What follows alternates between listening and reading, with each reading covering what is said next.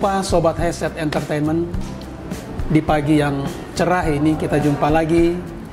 Tuhan mengaruniakan kita alam yang indah. Bersama hari ini kita akan menggali informasi dari sosok yang tidak asing lagi di tataran pelayanan dan kesaksian di Departemen PLKes, Bapak Adri Manafe. Tapi kali ini kita tidak banyak bicara tentang PLKes. Kita akan menanyakan soal apa dan bagaimana ke depan tentang Inforkom dan Litbang, departemen yang akan digelutinya jika saja ia terpilih menjadi ketua 5 yang membidangi Departemen Inforkom dan Litbang, Bapak Adri Manafe. Selamat jumpa. Selamat jumpa. Pak Adri Manafe, Penatua. Siap. Di GPB Polus, Jakarta. Pak Adri, kami pengen tahu Pak, background Pak Adri ini, karena ya pemilih-pemilih di luar sana ini memang sudah banyak yang mengenal Pak Adri Manafe. Tetapi kami juga perlu tahu mungkin detail siapa sih sosok Pak Adri Manafe ini yang disebut-sebut jagonya di bidang IT. Jadi tidak salah kalau ada jemaat yang menginginkan Pak Adri menduduki posisi ketua 5 di Majelis Sinode nantinya. Silakan Pak Adri. Baik, terima kasih Bung Frans. Mau lihat latar belakang saya? Iya, kami sangat mau tahu. Tidak cukup menarik sebenarnya. Nah, saya hanya seorang anak dari tentara. wow. Dan tentara juga levelnya nggak tinggi-tinggi amat begitu. Seorang prajurit saya mau bilang. Saya lahir besar di Bali. Di Bali. Ya. Jadi saya agak kental. Biasanya logat saya itu kalau pulang sehari 2 hari itu sudah Muncul lagi. rasa Bali. Oh. Iya. Kembali ke Jakarta itu udah rasa Bali. Begitu ya. Bahkan karena papa saya dulu namanya Nikodemus, suka disingkat ditaruh di depan rumah. Jadi gitu Nikodemus ya. Manafe gitu. Bukan, orang Bali bilangnya dipikirnya N Manafe, dipikirnya Pak Nyoman. Jadi sampai hari ini, karena kami kan dulu betul-betul tinggal di kampung yang 99,9 orang Hindu. Oh. Cuman kami yang Kristen. Oh iya. Jadi kami namanya Pak Nyoman. Ada bukan di antara Nikodemus. banyak orang Bali gitu Iya, ya. mungkin Nikodemus diambil dari Nikodemus yang ada di Alkitab. Di Bible ya. Ya, mungkin kalau di bahasa Bali kan itu nyoman maksudnya artinya. Anyway, saya lahir besar di Bali, Pak Frans. Sekolah saya dari kecil, SMP, SMA sampai di Bali, SD, SMA di Bali. Setelah itu baru saya kuliah di dulu namanya Sekolah Tinggi Teknologi Telkom. Ya, sekarang sudah berubah jadi institut ya, Institut Telkom. Memang kalau dibilang jago, saya pikir kondisi kita saat ini IT itu orang yang melek IT bukan cuma orang yang sekolah. Ya. Iya. Jadi semua orang bisa, karena itu menjadi bagian dari hidup sehari-hari sekarang. Bahkan anak-anak yang milenial sekarang sudah mungkin lebih tahu penggunaannya segala macam. Mungkin filosofi mungkin belum ya, tetapi penggunaan sehari-hari mereka sudah lebih baik dari kita. Saya sekolah di sana dan setelah itu saya bekerja. Saya bekerja di perusahaan telekomunikasi memang. Di Jakarta. Di Jakarta. Kalau Pak Frans pernah tahu dulu dan sampai sekarang mungkin di daerah Pondok Indah itu ada PT Ericsson Indonesia. Oh. Itu pertama kali saya ke ruang situ. Ceritanya dulu mereka waktu entitas mereka berubah dari Erindo menjadi Ericsson Indonesia itu, mereka show ke kampus-kampus. Nah, salah satu kebetulan datang di kampus kami di Dayakolot Bandung. Nah, disitulah akhirnya terjadi Direkrut. begitu. Ericsson Indonesia ya. Ericsson Indonesia. Saya kerja di sana sebagai technical trainer untuk salah satu produk mereka yang kalau dilihat ya ini bagian lah dari rangkaian untuk menuju seluler, teknologi seluler. Begitu. Cukup lama, kemudian ada tahun 99 ya. 98 ya, kerusuhan itu. 98 ya, betul. Ya. Saya kemudian masuk di Motorola. Kemudian saya sempat kerja di luar negeri, di kantor pusatnya Motorola di daerah Chicago, US, Amerika ya. US. Kami ada implementasi di beberapa negara bagian di situ, terutama untuk menyangkut Y2K waktu dulu, perpindahan, kan banyak isu waktu itu ya. Waktu kita mau menyambut tahun 2000 itu, secara sistem, timernya dan lain sebagainya itu sangat krusial di tahun itu, terutama untuk perangkat-perangkat telekomunikasi. Kita melakukan beberapa upgrade sistem di sana untuk persiapan menyambut Y2K itu. Dari sana saya kembali ke Indonesia, ada beberapa kerjaan lah di luar, di Singapura, di beberapa tempat di negara ASEAN. Kemudian saya kembali untuk pertama kali di Indonesia itu waktu kita memulai, waktu itu kalau Pak Frans ingat ada Telkom Flexi.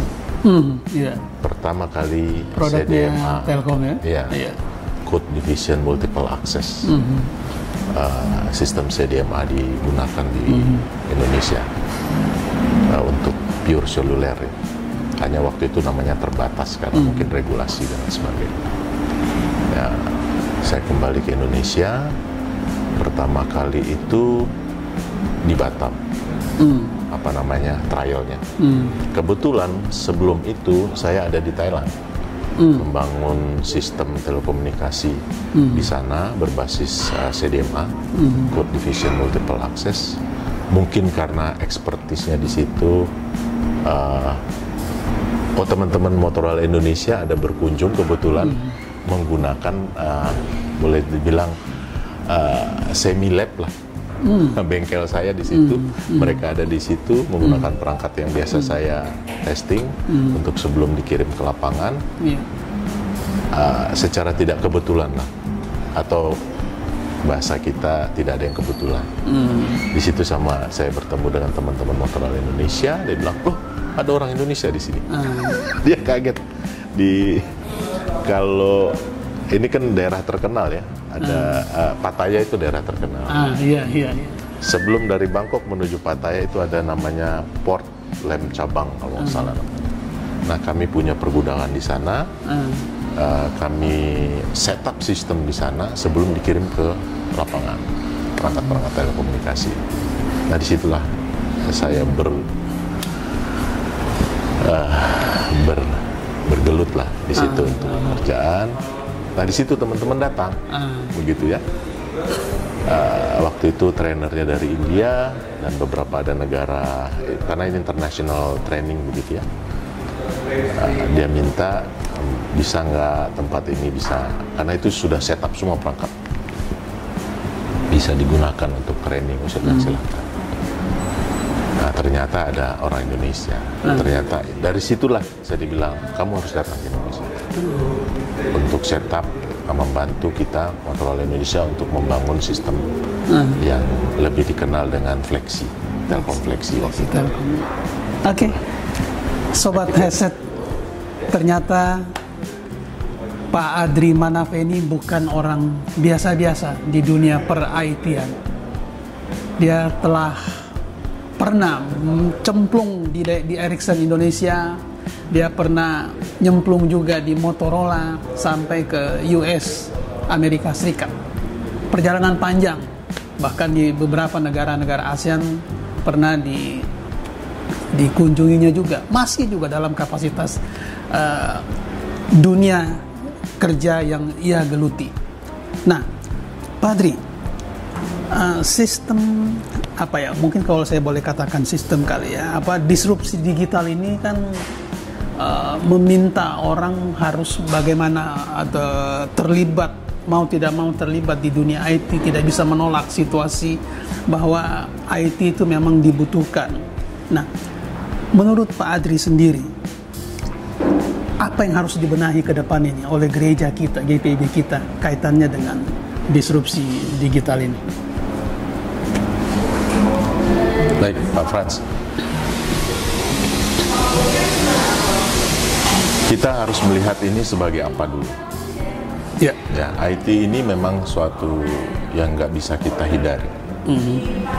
Dan kalau kita lihat, seperti tadi di awal saya bilang, anak-anak milenial, dia lahir sudah dunia seperti begini.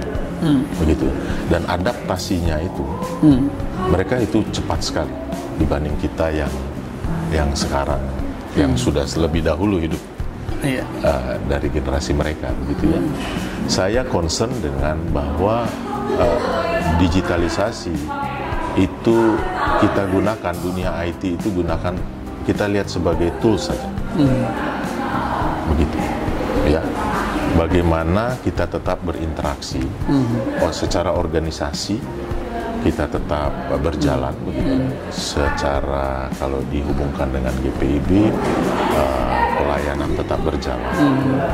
Kita gunakan IT ini, kita memanfaatkan sebesar-besarnya kemampuan yang fleksibilitas yang diberikan oleh perkembangan digital saat ini untuk jangkauan kita lebih luas, lebih cepat.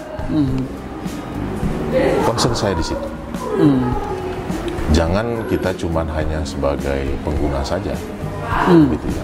Tetapi kita memanfaatkan apa yang diberikan oleh teknologi ini untuk sebesar-besarnya membuka ruang, memberikan pelayanan yang jangkauannya yang mungkin tidak pernah kita pikirkan sebelumnya.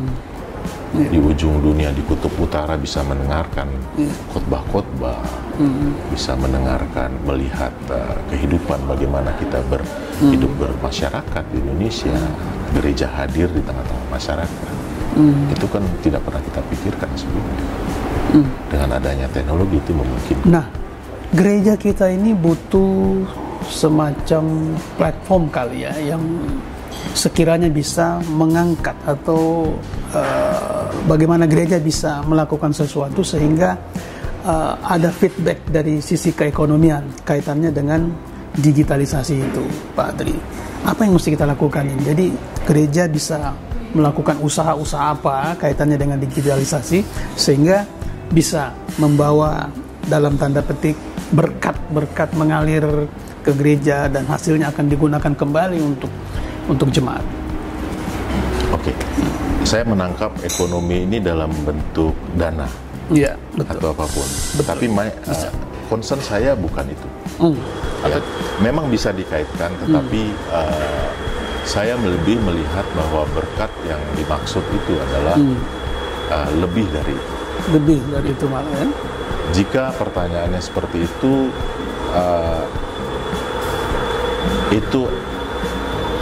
sampingan lah ya. Kita tidak concern dengan ekonomi itu. Iya. Posisi yang kita adalah sebagai penunjang. Penunjang. Ya. Tujuan utama kita itu. Betul. Untuk bagaimana penyampaian pesan itu bisa terjadi. Begitu kan? Firman yang disampaikan itu bisa sampai. Contohnya.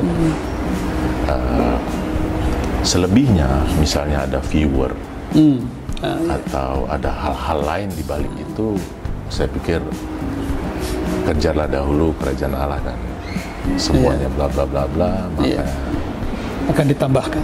Betul sekali. Jadi concernnya bukan di ekonomi. Ya. Itu bagian dari berkat yang akan Tuhan berikan. Begitu ya. Nah, sebagai institusi penunjang, ya, katakanlah institusi ini, Departemen Inforkom Litbang, PSR Makassar ini sudah di depan mata. Ya. Menurut apa kira-kira perspektif Pak Adri ini, apakah perlu dilakukan onsite atau daring atau di-combine hybrid? Menurut Pak Adri selaku orang yang mengerti tentang IT, bagaimana? Kalau dihadapkan dengan pilihan mau daring, hybrid atau luring, Ya, saya pikir sama saja. sama aja. Ya, tidak ada bedanya sebenarnya. Hanya mungkin karena kebiasaan. Kebiasaan kita melihat bahwa ya, hal ini adalah sangat krusial. Artinya proses pemilihan, kita concern sama proses pemilihan. Proses ya. pemilihan, ya. Karena ada beberapa pengalaman mungkin Ya. di beberapa waktu yang lalu kita mengalami hal yang mungkin kurang pas begitu ya. Jadi kita mungkin ada trauma di situ. Balik papan Secara kalau nggak tidak salah ya. langsung ada trauma begitu ya. Saya pikir mau dibilang gampang-gampang susah, tetapi teknologi sebenarnya tersedia untuk itu. Dan jika terjadi kesalahan atau apa namanya ya, memang kalau kita concern sama ada penyimpangan dan lain sebagainya, itu kita bisa leverage lah, maksudnya bisa kita buktikan bahwa itu baik dan memang bisa digunakan gitu ya, proven begitu. Teknologi tetap dipakai. Ya. Kalau memang bisa luring, Ya. itu akan lebih baik. Oh ya. Dalam hal ini, saya melihat interaksinya, Pak Frans. Bukan masalah proses pemilihan. Iya. Ada interaksi. Sebenarnya komunikasi ini kan digitalisasi membantu kita. Tujuannya adalah untuk interaksi kita. Oh ya. Itu lebih baik. kalau Peserta kita yang hadir gitu ya. Betul. Itu ya. Itu lebih baik. Selebihnya prosesnya saya pikir teknologi membantu bagaimana kita berinteraksi dengan baik, sehingga prosesnya pun bisa lebih terjadi dengan lebih baik, waktunya juga lebih singkat kalau kita melakukan dengan menggunakan teknologi begitu ya. Iya, Pak Adri. Ya, ini pertanyaan yang paling ditunggu-tunggu nih. Pak Adri kan ikut mencalonkan sebagai Ketua 5 Majelis Sinode. Nah, ada beberapa nama-nama ya juga yang sudah masuk di redaksi Headset Entertainment. Nah, bagaimana Pak Adri mampu bersaing, bertarung katakanlah dalam bahasa jurnalistik ini, bertarung dengan lawan-lawan Anda ini? Apa nih konsep yang Anda akan lakukan, atau bagaimana lah, saya nggak tahu ini apa yang Anda mesti buat sehingga audiens paling tidak melihat, wah ini sosok Adri Manape ini yang tepat nih sebagai Ketua 5 The Next Generation 2025-2030. Baik, yang pertama saya mau tekankan di sini bahwa siapapun itu nanti yang akan masuk di kandidat di Ketua 5 itu adalah teman, tidak ada lawan di situ. Ya, karena memang concern kita adalah apalagi demi GPIB, bahwa kita ingin membangun bersama, kita ingin berjalan bersama.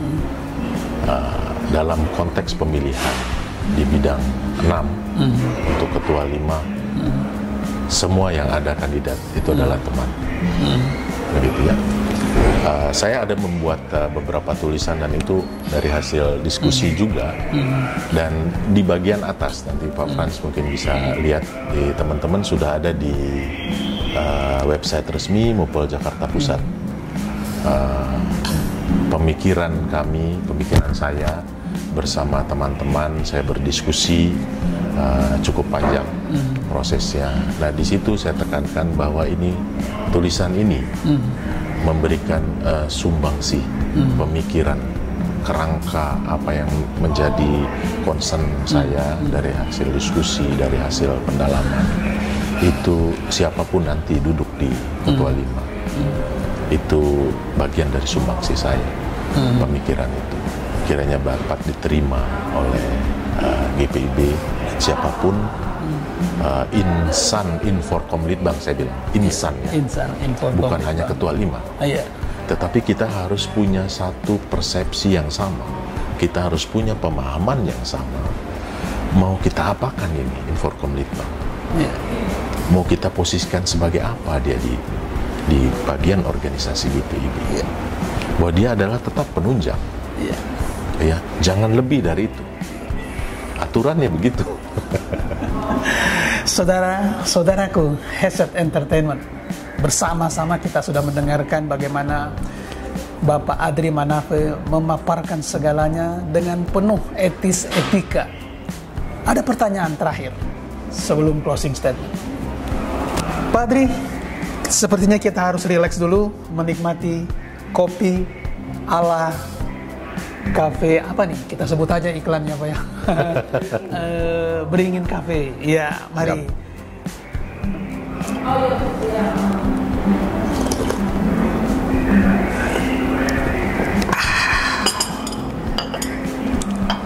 Nikmat sekali. Pak Audrey, dalam tulisan Anda itu saya tertarik dengan etika bermedsos. Nah, seperti apa itu yang dimaksudkan dengan etika bermedsos? Frans, etika itu umum sekali ya. Iya. Ya, sama saja di medsos atau tidak itu sama. Sebenarnya yang namanya etika. Iya. Saya tidak mau menjelaskan semua tentang etika, tapi kembali ke arah di komunitas kita sebagai GPIB. Salah satu saja saya kasih contoh, ketika kita bermedsos, kita menayangkan sesuatu atau membuat konten dalam bentuk apapun. Yang pertama, jangan menjelek-jelekan pribadi atau bahkan di organisasi. Itu etika. Etika, ya. Begitu ya. Kritik boleh, tetapi sampaikan itu dengan baik, sampaikan itu dengan santun. Iya. Begitu ya. Penggunaan kata-kata itu sudah pasti, ya, ataupun tayangan dan lain sebagainya itu akan mengikuti. Kalau kita sudah punya prinsip-prinsip yang kita pegang. Saya makanya di dalam setiap tulisan yang saya buat, saya tidak pernah menjelekkan organisasi. Saya tidak